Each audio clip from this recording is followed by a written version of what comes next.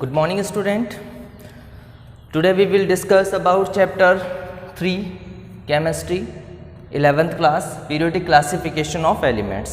ठीक है ना स्टूडेंट्स, आप लोग जैसे 10th क्लास के अंदर पढ़ चुके हैं कि पीरियोडिक क्लासिफिकेशन की नीड क्यों रही है ना, क्योंकि फर्स्ट जो एलिमेंट्स थे वो कुछ ही एलिमेंट्स थे। जैसे हो सकता है, जैसे आप लोग जानते हो कि जब भी एलिमेंट्स की डिस्कवरी हुई होगी फर्स्ट टाइम पे 2, 3, 4, 10 कुछ एलिमेंट्स रहे होंगे, लेकिन जैसे जैसे ज़्यादा नंबर ऑफ एलिमेंट्स की डिस्कवरी होने लगी तो सबसे बड़ी जो साइंटिस्ट लोगों के सामने सबसे बड़ी जो दिक्कत आने लगी वो ये है कि उनको किसी तरह से सिस्टमेटिक अरेंजमेंट में अरेंज किया जाए। तो फिर उसके लिए जो है जैसे आप लोग जानते हो कि डॉबेनियर ट्रेड्स आए, ठीक है ना, न्यूलैंड ऑक्टेव लॉ आया, फिर उसके बाद मेंडलीव पीरियोडिक टेबल आई, है ना। आज जो स्टूडेंट्स अपन पढ़ने वाले हैं वो है modern periodic table. Modern periodic table के बारे में अपन एक्सप्लेन करने वाले हैं इस वीडियो लेक्चर के अंदर। ये जो टॉपिक है स्टूडेंट बहुत ही ज़्यादा इम्पोर्टेंट है, इससे रिलेटेड हमेशा एग्ज़ाम से रिलेटेड बहुत सारे क्वेश्चंस जो है वो इस टॉपिक से रिलेटेड होते हैं।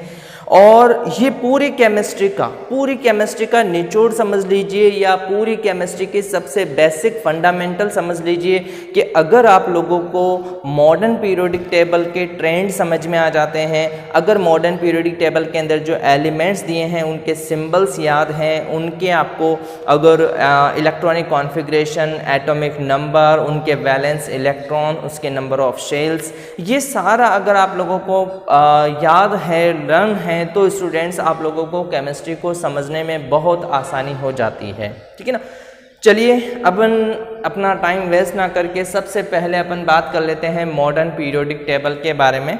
सबसे पहली बात आप लोगों को पता है मॉडर्न पीरियोडिक टेबल जो है वो हेनरी मोज़ले ने दी थी। थोड़ा सा मैं इसके बारे में बता देता हूं कि हेनरी मोज़ले एक साइंटिस्ट हैं जिन्होंने √V और वर्सेस Z, है ना। √V जो है यहाँ पर वो है फ्रीक्वेंसी ऑफ एक्सरेज, जो एक्सरेज होती है, जिन एक्सरेज के थ्रू एलिमेंट्स के ऊपर स्टडी की जा रही है उसकी क्या फ्रीक्वेंसी है। और Z जो है यहाँ पर रिप्रेजेंट करता है नंबर ऑफ एटॉमिक नंबर को रिप्रेजेंट कर रहा है। तो जब इन दोनों के बीच में एक ग्राफ प्लॉट किया तो ये जो साइंटिस्ट हैं हेनरी मोज़ले, इन्होंने ये देखा कि इनके पास एक ग्राफ इस तरह से आता है जहां पर एक स्ट्रेट लाइन उनको देखने को मिलती है। तो इससे उनको ये पता चला कि किसी भी क्लासिफिकेशन के अंदर ये जो क्लासिफिकेशन हो रहा है एलिमेंट्स का, इस क्लासिफिकेशन के अंदर ये जो एटॉमिक नंबर है, Z क्या रिप्रेजेंट कर रहा है स्टूडेंट्स? एटॉमिक नंबर को रिप्रेजेंट कर रहा है। तो ये जो एटॉमिक नंबर है ये बहुत ही ज़्यादा इम्पोर्टेंट होने वाले हैं। तो इसीलिए उन्होंने क्या किया, एटॉमिक नंबर के बेस पर ही इनको अरेंज कर दिया। और जैसे जैसे ये अरेंज करते गए तो क्या बन गई, एक कंप्लीट पीरियोडिक टेबल बन गई। पीरियोडिक का मतलब ये होता है कि आफ्टर सम टाइम्स जो कैरेक्टरिस्टिक्स होते हैं वो रिपीट हो जाते हैं। जैसा कि आप लोगों ने न्यूलैंड ऑक्टेव लॉ उसमें पढ़ा हुआ है, जैसा कि आप लोगों ने मेंडलीव की पीरियोडिक टेबल में पढ़ा हुआ है कि फर्स्ट एलिमेंट और 8th एलिमेंट या आफ्टर सम टाइम्स जो है वो एलिमेंट्स सिमिलर प्रॉपर्टी को शो कर रहे हैं। ये सारी चीज़ें अपन एकदम अच्छे से समझने की कोशिश करेंगे स्टूडेंट्स, और मैं आप लोगों को एक बहुत ही अच्छी ट्रिक के थ्रू ये सारी चीज़ें याद करवाने की कोशिश करूँगा। आप लोग जो है पूरी वीडियो के अंदर बने रहें एंड तक और कंप्लीट जो है इसको देखते रहें। चलिए स्टूडेंट्स, तो शुरू करते हैं आज के अपने टॉपिक को।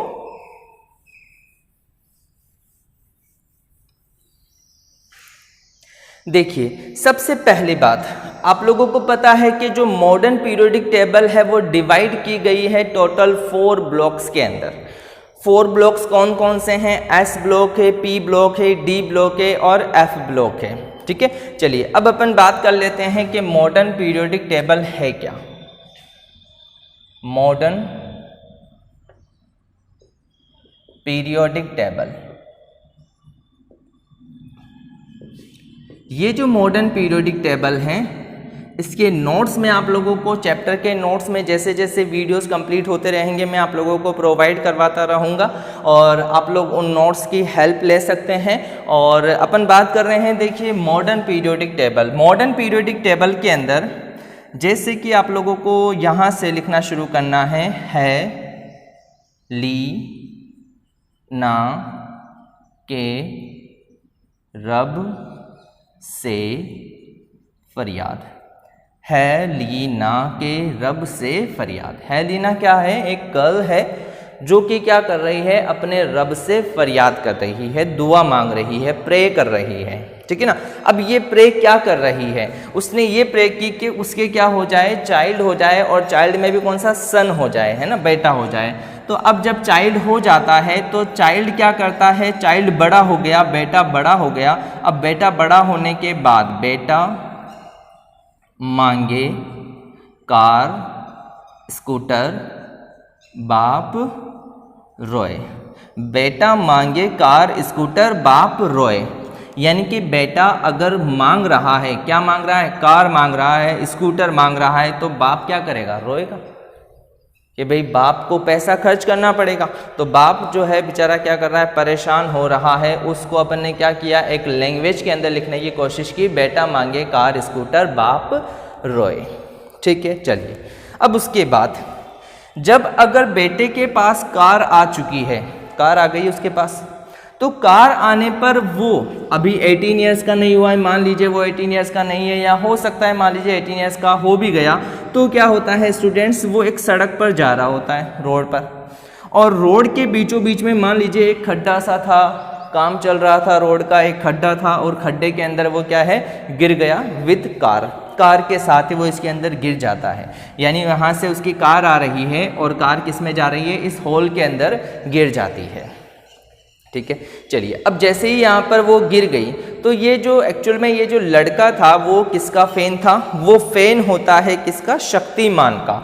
शक्तिमान का फैन होता है। मैंने यहाँ पे लिखा शक्तिमान। आप लोगों ने देखा होगा कि एक सीरियल आता था पहले जिसमें शक्तिमान करके था, ठीक है ना, एक कैरेक्टर जिसका फैन होता है वो लड़का, ठीक है।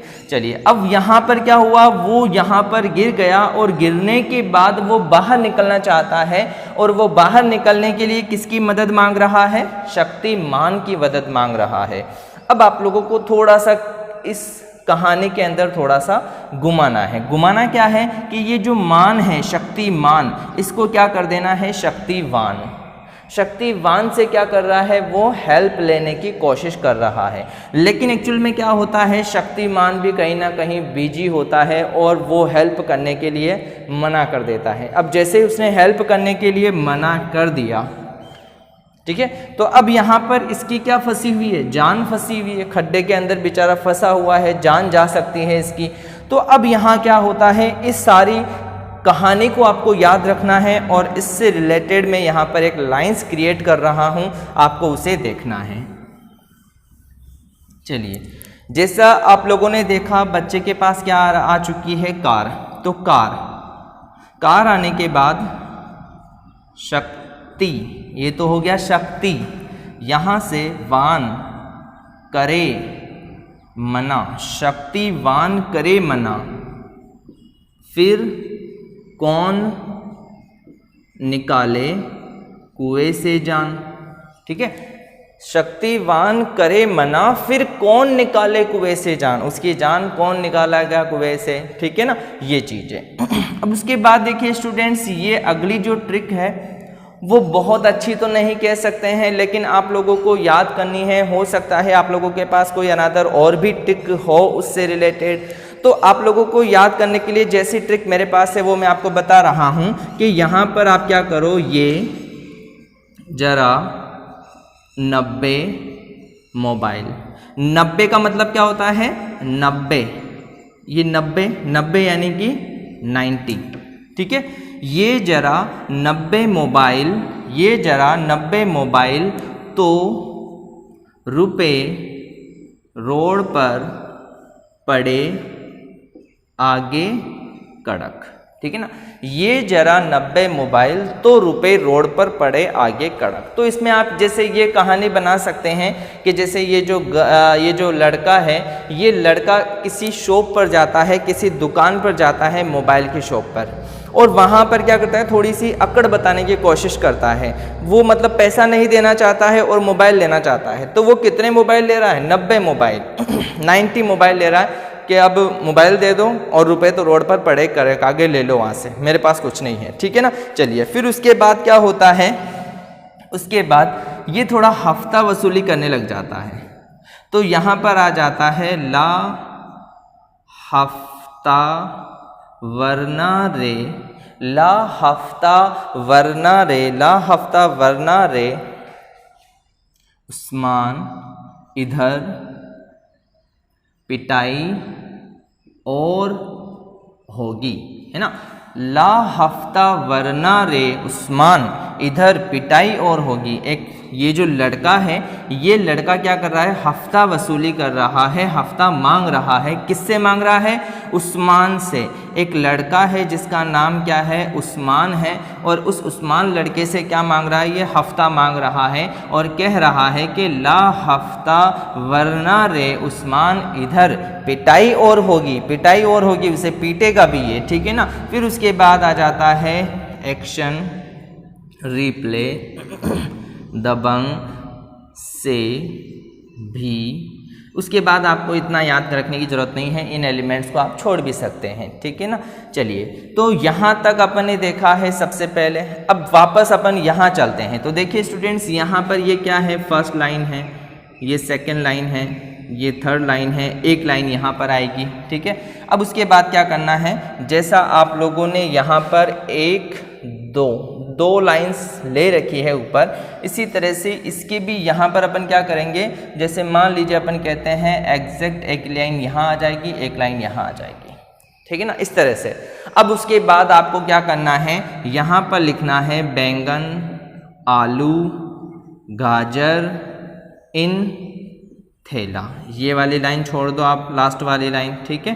तो यहाँ पर क्या हो रहा है, बैंगन आलू गाजर इन थैला, ठीक है। चलिए फिर उसके बाद यहाँ आ जाएगा, कहे शिव जी सुनो पार्वती। फिर उसके बाद अगली लाइन, न्यूजीलैंड पाकिस्तान ऑस्ट्रेलिया सब बिकाऊ है या भिखारी है।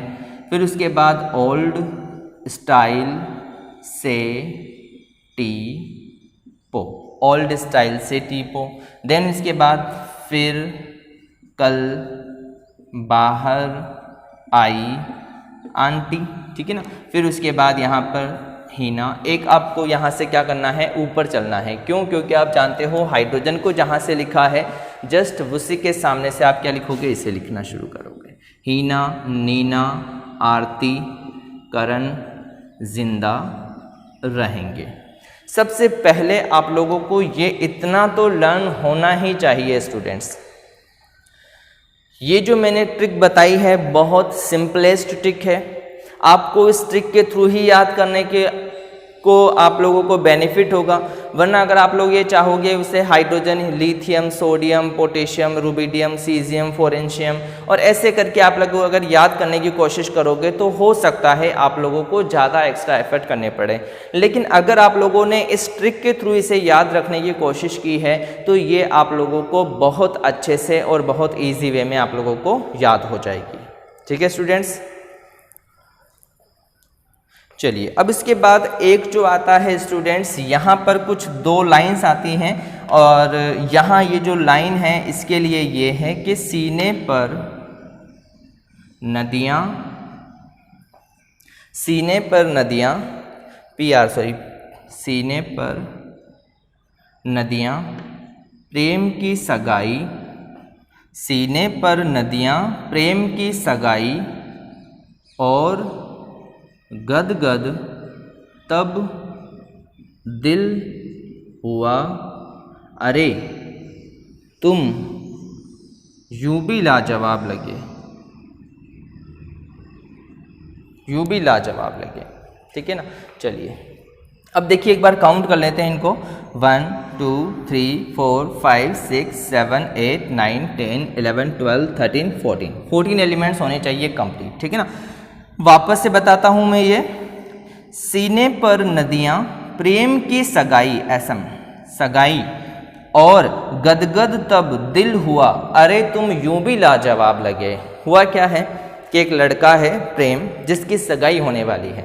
अब सगाई होने वाली है तो क्या होता है, बहुत ही ज़्यादा खुशी होती है मन के अंदर, अपने अंदर, ठीक है ना। अब बहुत ज़्यादा खुशी है तो क्या हो रहा है, उसके अंदर लहरें चल रही है, नदियाँ उमड़ रही है, किसकी, खुशी की नदियाँ उमड़ रही है, ठीक है ना। अब ये जो खुशी की नदियाँ उमड़ रही है वो कहाँ पर उमड़ रही है, सीने पर उमड़ रही है, यानी उसके अंदर उमड़ रही है। इस चीज़ को बताया गया, उससे उसकी खुशी की वजह से उसका दिल क्या हो रहा है, गदगद हो रहा है, बहुत ज़्यादा वो खुश हो रहा है। और फिर उसे क्या कहा, वो जिससे उसकी सगाई हो रही है उसे क्या कहता है, अरे तुम तो यूं भी लाजवाब लगे, तुम तो ऐसे भी बहुत अच्छे लगे, ठीक है ना। चलिए अब फिर उसके बाद आता है थोड़े पापड़ यूं, थोड़े पापड़ यूं नापो, पुराने आम कम बिकेंगे, कैफे में ऐसे फरमाओ मैडम नाश्ता लाओ। ये चीज़ें देखिए स्टूडेंट्स, बहुत ही सिंपल सी ट्रिक है ये, इस ट्रिक से आप लोगों को इसको याद रखना है, ठीक है। चलिए अब अपन बात करते हैं, ये जो टेबल है इस टेबल को अपन क्या कहते हैं, पीरियोडिक टेबल कहते हैं। और ये जो पीरियोडिक टेबल है वो कौन सी है, मॉडर्न पीरियोडिक टेबल है। अब ये जो मॉडर्न पीरियोडिक टेबल है स्टूडेंट्स, इस मॉडर्न पीरियोडिक टेबल के अंदर अगर अपन कहें तो ये जो दो लाइन्स हैं, इन दो लाइंस को अपन क्या करते हैं, एक डिफरेंट ब्लॉक्स में रख देते हैं। और ये जो ब्लॉक होता है इस ब्लॉक को आप नाम दे देंगे क्या, एस ब्लॉक। कि ये सारे जो एलिमेंट्स हैं वो कौन से हैं, एस ब्लॉक एलिमेंट्स हैं, ये सारे एस ब्लॉक एलिमेंट्स हैं। यानी कि फर्स्ट और सेकंड जो कॉलम है, फर्स्ट और second horizontal columns are called s block elements, ये एस ब्लॉक एलिमेंट्स कहलाते हैं। उसके बाद यहाँ से लेकर के, ये स्कैंडियम से लेकर के जिंक वाली लाइन तक, यहाँ तक ये जो एलिमेंट्स है स्टूडेंट्स, इन एलिमेंट्स को अपन कहते हैं डी ब्लॉक एलिमेंट्स, ये डी ब्लॉक एलिमेंट्स कहलाते हैं, ठीक है। फिर उसके बाद यहाँ पर ये जो है स्टूडेंट्स, इस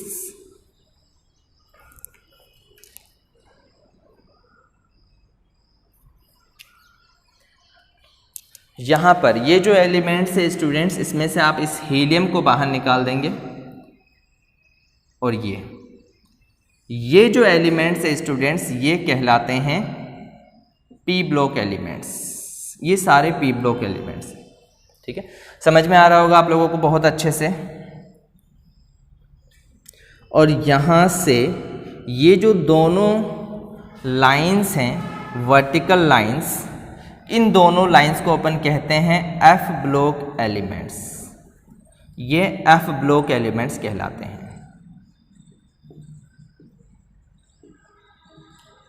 सबसे पहले आप लोगों को इतना पता होना चाहिए, मॉडर्न पीरियोडिक टेबल में कम अज कम हर स्टूडेंट्स को इतनी बातें तो जरूर पता होनी चाहिए कि एस ब्लॉक एलिमेंट क्या है, पी ब्लॉक एलिमेंट क्या है, और डी ब्लॉक क्या है और एफ ब्लॉक क्या है, ठीक है।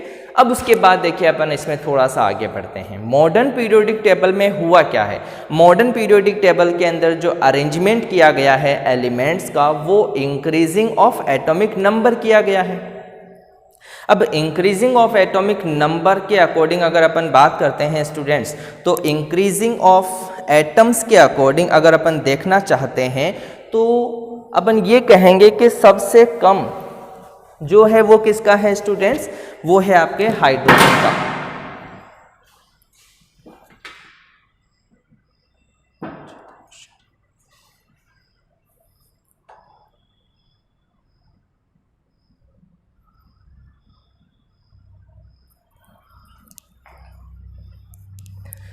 ठीक है स्टूडेंट्स, ये जो हाइड्रोजन है इसका एटॉमिक नंबर कितना होता है 1। जैसे ये हाइड्रोजन है इसका एटॉमिक नंबर 1 है, फिर यहाँ से यहाँ चलेंगे एटॉमिक नंबर 2 हो जाएगा, फिर उसके बाद ये लिथियम का 3 हो जाएगा, यहाँ एटॉमिक नंबर 4 हो जाएगा, फिर उसके बाद यहाँ एटॉमिक नंबर 5 हो गया, 6 हो गया, 7 हो गया, 8 हो गया, 9 हो गया, 10 हो गया, ठीक है ना। इसी तरह से यहाँ 11, 12, 13, 14, 15, 16, 17 और 18 ऐसे ही कंटिन्यू जो है ये एलिमेंट्स चलते रहेंगे स्टूडेंट्स, ठीक है। अब स्टूडेंट्स आप लोगों को क्या देखना है, सबसे पहली बात अपन ने क्या कहा, एटॉमिक नंबर। एटॉमिक नंबर जो है हर एलिमेंट के आप लोगों को पता होने चाहिए। अब सपोज मान लीजिए आप लोगों से पूछ लिया गया कि भाई ये जो आर्सेनिक है इस आर्सेनिक का एटॉमिक नंबर बताइए, है ना। अब या तो आपको क्या करना पड़ेगा, पूरी ट्रिक को याद करना पड़ेगा और अपना दिमाग चलाना पड़ेगा कि भाई यहाँ पर आर्सेनिक जो है वो कितने नंबर पर है। एक दूसरा मेथड आपके पास ये है स्टूडेंट्स कि अगर आप लोगों को फॉस्फोरस का पता है कि फॉस्फोरस का एटॉमिक नंबर कितना है 15 है, तो यहाँ से आप क्या फाइंड कर सकते हो, आर्सेनिक का फाइंड कर सकते हो। कैसे फाइंड करोगे कि जो आपके पास फॉस्फोरस है उस फॉस्फोरस के अंदर आपने क्या कर दिया +18 कर दिया। किसके अंदर +18 कर दिया, 15 के अंदर। जब 15 के अंदर आप +18 करते हो तो करके देखते हैं 15 + 18 कितना हो जाएगा, ये बन जाएगा आपका 33। यानी कि अगर आपने क्या किया है, अगर आपको फॉस्फोरस का याद है तो इसका आप बता सकते हो कि इसका कितना हो जाएगा 33।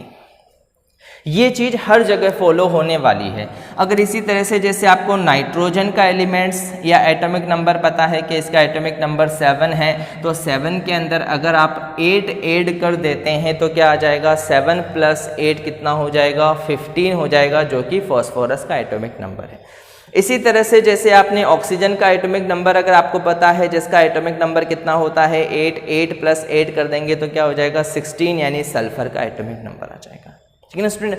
यानी आप लोगों को ये जो ट्रिक है, ये ट्रिक आप लोगों को बहुत बेनिफिशियल होने वाली है। इस ट्रिक के थ्रू आप लोगों को बहुत सारी चीज़ें बिना आप लोग याद किए आप इसे समझ सकते हैं, इनको याद रख सकते हैं, यानी कि लॉन्ग टाइम तक आप इसको याद रख सकते हैं।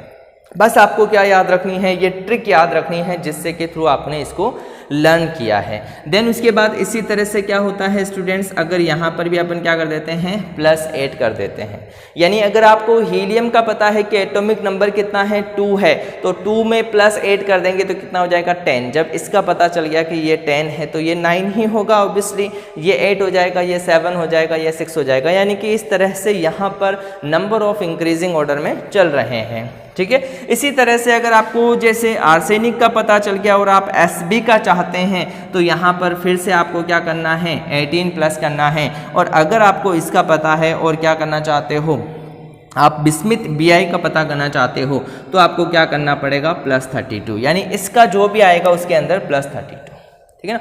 तो यहाँ पर ये एक छोटी सी ट्रिक है स्टूडेंट्स, इस ट्रिक के थ्रू आप क्या याद कर सकते हैं एटॉमिक नंबर। सबसे पहला क्वेश्चन ही ये हो सकता है आप लोगों से कि किसी एक एलिमेंट का एटॉमिक नंबर आपसे पूछा जा सकता है, तो आपको अगर ये ट्रिक याद है और ये ट्रिक याद है तो आप आसानी से एटॉमिक नंबर को फाइंड कर सकते हैं।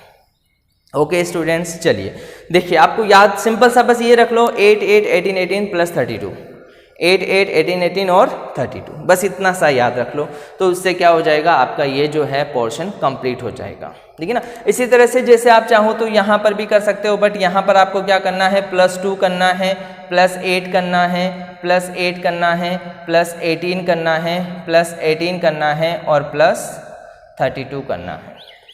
यानी कि यहाँ पर आप क्या कर रहे हो, यहाँ अगर अपन देखें तो सिंपल सी चीज़ ये है कि यहाँ पर एक जो है +2 जो है वो ज़्यादा हो गया है, ठीक है स्टूडेंट्स। तो इस तरह से अब अपन थोड़ा सा मैं आपको ये बताना चाहता हूँ कि ये जो मॉडर्न पीरियोडिक टेबल है स्टूडेंट्स, इस मॉडर्न पीरियोडिक टेबल को 2 तरह की लाइंस में डिवाइड किया जाता है। ये जो मॉडर्न पीरियोडिक टेबल है इसको 2 तरह की लाइंस के अंदर डिवाइड किया जाता है। एक होती है लाइंस जिसको अपन बोलते हैं हॉरिजॉन्टल लाइंस, ये जो हॉरिजॉन्टल लाइंस है स्टूडेंट्स, इस हॉरिजॉन्टल लाइंस को कहा जाता है ग्रुप, या इसको अपन कॉलम भी कह सकते हैं। ठीक है, हॉरिजॉन्टल लाइन यानी कि ऊपर से नीचे की तरफ, ये क्या कहलाते हैं? ग्रुप कहलाते हैं या कॉलम कहलाते हैं। ठीक है, फिर उसके बाद एक होती है वर्टिकल लाइन। वर्टिकल लाइन जो होती है ये कहाँ से, जैसे लेफ्ट से राइट की तरफ होती है, लेफ्ट से राइट, यानी ये लेफ्ट है, यहाँ से यहाँ चल रहे हैं, ये राइट है। तो ये जो होती हैं इनको अपन कहते हैं स्टूडेंट्स पीरियड्स, ये पीरियड्स कहलाते हैं। ठीक है, सबसे इंपॉर्टेंट बात है ना, अप टू डाउन। यहाँ अपन हॉरिजॉन्टल जो है इसको क्या बोल सकते हैं? अप टू डाउन बोल सकते हैं कि ये अप टू डाउन हो रहा है। अप टू डाउन को तो कहा जाता है कॉलम या ग्रुप या फैमिली, है ना, लेकिन जो लेफ्ट टू राइट होती है वो कहलाती है पीरियड। ठीक है, चलिए अब देखिए थोड़ा सा यहाँ अपन देखने की कोशिश करते हैं स्टूडेंट्स के, अगर अपन कहते हैं ये फर्स्ट पीरियड है, ये सेकंड पीरियड है, ये थर्ड है, ये 4 है, ये 5 है, 6 है और ये 7 है, यानी कि टोटल नंबर ऑफ पीरियड्स कितने हैं? तो आपको पता चल गया total number of periods are 7। ठीक है, देन इसके बाद इसी तरह से आप कॉलम की बात करते हैं या हॉरिजॉन्टल लाइंस की बात करते हैं तो 1 2 3 4 5 6 7 8 9 10 11 12 13 14 15 16 17 और 18, यानी कितने हैं स्टूडेंट्स? 18 है। इतना आपको याद रखना है सबसे पहले। ठीक है, तो आप लोगों ने अभी तक जो अपन ने पढ़ा है स्टूडेंट्स, ये जो ट्रिक है वो बहुत इंपॉर्टेंट है, और इसके अंदर जो हॉरिजॉन्टल लाइंस को क्या कहते हैं, वर्टिकल लाइंस को क्या कहते हैं, कितने होती हैं, ये कितने हैं, ये इंपॉर्टेंट क्वेश्चन है। सबसे पहले आप लोग इनको थोड़ा सा स्क्रीनशॉट ले लीजिए, देन उसके बाद में थोड़ा सा इसको इरेज करके कंटिन्यू और मैं इसके बारे में आप लोगों को इन्फॉर्मेशन देता हूँ।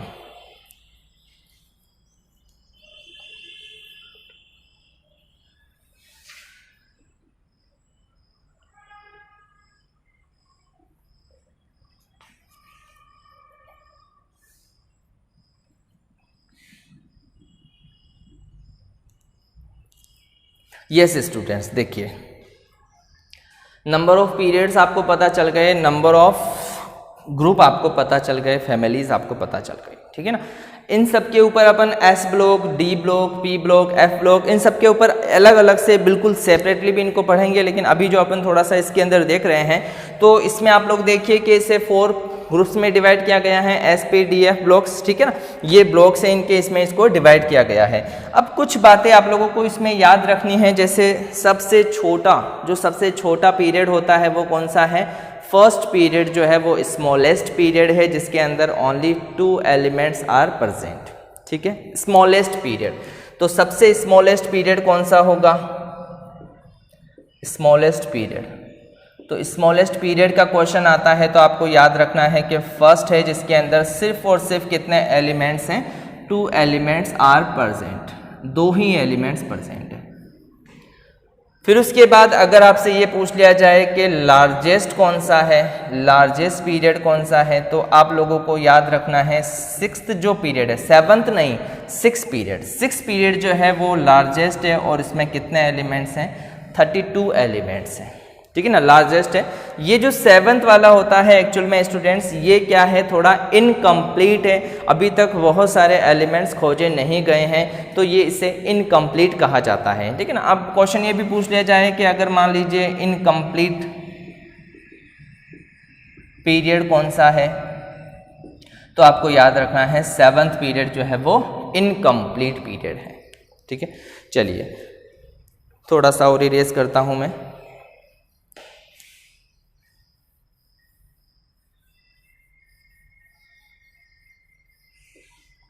देखिए स्टूडेंट्स, ये जो डी ब्लॉक एलिमेंट्स हैं, चलिए पहले एस ब्लॉक से शुरू कर देता हूँ। ये जो एस ब्लॉक एलिमेंट्स होते हैं, इनके अंदर कितने कॉलम हैं? तो भाई 2 कॉलम हैं। फर्स्ट ये कॉलम है और सेकंड कॉलम जो है वो ये वाला है। जो फर्स्ट कॉलम होता है, इस फर्स्ट कॉलम को अपन एल्कली मेटल्स भी कहते हैं। इनको क्या कह सकते हैं अपन? इनको अपन एल्कली मेटल्स भी कहते हैं कि ये एल्कली मेटल्स हैं। ठीक है ना, एल्कली मेटल्स का मीन्स ये होता है कि जब आप इसको पानी में डिज़ोल्व करवाते हो, इसमें से किसी भी मेटल को ले करके जब आप पानी में डिज़ोल्व करवाते हो तो वो एल्केलाइन सॉल्यूशन बना लेता है, यानी कि बेसिक सॉल्यूशन बना लेता है। फॉर एग्जांपल जैसे जानते हो कि Na की रिएक्शन H2O से कराते हैं तो NaOH बन जाता है, और NaOH क्या है, एक एल्केलाइन सॉल्यूशन है, बेसिक सॉल्यूशन है। ठीक है, चलिए अब उसके बाद ये जो सेकेंड लाइन होती है स्टूडेंट्स, इस सेकेंड लाइन को अपन कहते हैं एल्केलाइन या alkaline earth metal. Alkaline earth metals यानी ये भी एल्केलाइन नेचर की है, लेकिन इनकी क्वांटिटी अर्थ क्रस्ट पर बहुत अच्छी क्वांटिटी में प्रेजेंट है। जैसे कैल्शियम हुआ, मैग्नीशियम हुआ, बेरिलियम हुआ, ये बहुत ही ज़्यादा क्वांटिटी के अंदर अर्थ क्रस्ट पर प्रेजेंट है, इसीलिए इसे क्या बोलते हैं अपन, एल्केलाइन अर्थ मेटल्स कहते हैं। फिर उसके बाद आता है जैसे D block elements. D block elements जो होते हैं students, it is also called transition elements. Transition elements, इनको अपन ट्रांजिशन एलिमेंट्स भी कहते हैं। ट्रांजिशन एलिमेंट्स कहने की वजह यह है स्टूडेंट्स कि इनके अंदर ट्रांजिशंस बहुत होते हैं। ट्रांजिशंस होने का मतलब ये है कि वेरिएशंस बहुत आते हैं नंबर ऑफ वैलेंसी के अंदर। वैलेंस जो होते हैं वो बहुत ही ज़्यादा जो है वैलेंसी को शो कर देते हैं, यानी अलग अलग टाइप की जो वैलेंसीज को ये शो कर देते हैं। जैसे फॉर एग्जांपल आप लोगों ने 10th क्लास में पढ़ा हुआ है कि Fe जो है वो +2 की फॉर्म में भी हो सकता है, Fe जो है वो +3 की फॉर्म में भी हो सकता है। तो इसी तरह से यहाँ पर एक एलिमेंट है जिसका नाम है Mn यानी कि मैग्नीज, और ये मैग्नीज जो है वो बहुत ही ज़्यादा अलग अलग टाइप की वैलेंसी को शो कर सकता है, +1 से लेकर के +7 तक डिफरेंट वैलेंसीज को शो कर सकता है। तो ऐसे एलिमेंट्स जो कि बहुत ज़्यादा वैलेंसी के अंदर डिफरेंट वैलेंसीज को शो कर सकते हैं, वो क्या कहलाते हैं, ट्रांजिशन एलिमेंट्स कहलाते हैं। एक और बात, अब यहाँ से एक क्वेश्चन पूछा जा सकता है स्टूडेंट्स कि ट्रांजिशन एलिमेंट्स जिसके अंदर अगर अपन कहें जैसे ये जिंक है, कैडमियम है, Hg है ना, ये एलिमेंट्स जो होते हैं डी ब्लॉक के एलिमेंट्स तो है, बट ये ट्रांजिशन एलिमेंट्स नहीं कहलाते हैं, है ना। एक क्वेश्चन यहाँ पर ये पूछा जा सकता है कि why zinc, cadmium and mercury are not in transition elements, it is present in d block elements. तो ये डी ब्लॉक एलिमेंट में प्रेजेंट होते हुए भी ये ट्रांजिशन एलिमेंट्स क्यों नहीं कहलाते हैं? तो इसका एक छोटा सा आंसर आपको ये याद रखना है स्टूडेंट्स कि ट्रांजिशन एलिमेंट्स के अंदर डी ऑर्बिटल्स जो होते हैं, ऑर्बिटल्स अपन लोगों ने पढ़ चुके हैं लास्ट चैप्टर के अंदर, तो जो डी ऑर्बिटल्स होते हैं वो अनफिल्ड होते हैं, है ना, यानी कि पूरे भरे हुए नहीं होते हैं। आप लोग जानते हो कि डी के अंदर मैक्सिमम कितने इलेक्ट्रॉन फिल किए जा सकते हैं? 10 इलेक्ट्रॉन्स फिल किए जा सकते हैं। लेकिन ये जो आपके जिंक, कैडमियम वगैरह हैं, इनके अंदर D10 तो होते हैं, यानी कि इनके अंदर हमेशा, चाहे वो एक्साइटेड स्टेट में हो चाहे वो नॉर्मल स्टेट के अंदर हो, हमेशा जो इनके अंदर डी ऑर्बिटल्स होते हैं वो कंप्लीटली फिल होते हैं, भरे हुए होते हैं, कभी खाली नहीं होते हैं। इनमें से इलेक्ट्रॉन नहीं निकलते हैं, और अगर इनमें इलेक्ट्रॉन नहीं निकलेंगे तो मतलब वो खाली नहीं है, अनफिल्ड नहीं है, फुलफिल्ड है। तो फुलफिल्ड एलिमेंट जो हो सकता है, फुलफिल्ड एलिमेंट को आप डी ब्लॉक का एलिमेंट तो कह सकते हैं, लेकिन उसे आप ट्रांजिशन एलिमेंट्स नहीं कह सकते हैं। ओके स्टूडेंट्स, चलिए तो ये थोड़ा थोड़ा मैं आप लोगों को बताता जा रहा हूँ। फिर उसके बाद जब अपन ब्लॉक्स पढ़ेंगे तो हर एक ब्लॉक के ऊपर मैं अलग अलग से बहुत ही ज़्यादा डीपली आप लोगों को मैं समझाने की कोशिश करूँगा। अभी मैं ये चाहता हूँ कि आप लोग जो हैं एक जनरल बेसिक नॉलेज जो है इस टेबल का रखें अपने पास, ताकि जब अपन अलग अलग से ब्लॉक्स के ऊपर पढ़ाई करना शुरू करें तो आप लोगों के ऊपर ज़्यादा बर्डन ना आ सके, ठीक है। फिर उसके बाद आते हैं पी ब्लॉक एलिमेंट्स। देखिए स्टूडेंट्स, यहाँ बोरोन से लेकर के, यानी boron family, carbon family, nitrogen family, oxygen family, fluorine family, और देन उसके बाद यहाँ पर आ जाते हैं ये नोबल गैसेस, है ना। ये जो होती हैं ये क्या होती है? नोबल गैसेस होती है। पी ब्लॉक के अंदर सबसे पहली बात आपको सिर्फ ये याद रखना है स्टूडेंट्स कि पी ब्लॉक जो एलिमेंट होते हैं, ये पी ब्लॉक एलिमेंट्स, जैसे अगर अपन बात करें कि ये जो P block in P block elements के अंदर अगर अपन बात करते हैं स्टूडेंट्स, तो यहाँ पर ये जो एलिमेंट्स हैं, इन एलिमेंट्स के अंदर क्या होता है, मेटल भी प्रेजेंट है, नॉन मेटल्स भी प्रेजेंट है और मेटलॉइड्स भी प्रेजेंट है। तो तीनों ही टाइप के क्या होते हैं इसके अंदर प्रेजेंट होते हैं। बहुत वेरिएशंस आते हैं इसके अंदर भी। जैसे अगर अपन बात करते हैं तो ये सारे एलिमेंट्स जो होते हैं वो नॉन मेटल होते हैं और ये जो हैं वो मेटलॉइड्स हैं और यहाँ पर ये जो होते हैं वो मेटेलिक प्रॉपर्टी को शो करते हैं, ठीक है ना। इनके बारे में भी अपन डिस्कस करेंगे। देन उसके बाद यहाँ पर आ जाते हैं एफ ब्लॉक एलिमेंट्स, ठीक है ना। एफ ब्लॉक एलिमेंट्स जो है एक्चुअल में स्टूडेंट अगर अपन बात करें, ये लेंथेनम है जिसका एटॉमिक नंबर होता है 57 और 57 के जस्ट बाद ये आ जाते हैं 58, 59 है ना, 60, 61, 62, 63, 64, 65, 66, 67, 68, 69, 70, 71, ठीक है। तो यहाँ पर अगर अपन बात करते हैं स्टूडेंट्स, 57 के बाद आने वाले 14 जो एलिमेंट्स है वो कहाँ रखे गए हैं, एफ ब्लॉक एलिमेंट्स में रखे गए हैं। इसी तरह से ये जो एक्टिनियम होता है, AC का मतलब होता है एक्टिनियम, इसके बाद भी आने वाले 14 एलिमेंट्स को यहाँ पर रखा गया है, ठीक है ना स्टूडेंट्स। तो यहाँ आप लोगों को एक छोटी सी बात देखो, आप लोगों के दिमाग में आ जानी चाहिए थी कि जैसे ये जो एलिमेंट्स हैं इनको अपन क्या बोलते हैं, ट्रांजिशन एलिमेंट्स कहते हैं और ट्रांजिशन एलिमेंट्स के अंदर ही और एलिमेंट्स प्रेजेंट है, तो ये क्या कहलाएंगे, इनर ट्रांजिशन एलिमेंट्स, ठीक है ना स्टूडेंट्स। तो ये क्या कहलाते हैं, इनको अपन बोल सकते हैं कि ये इनर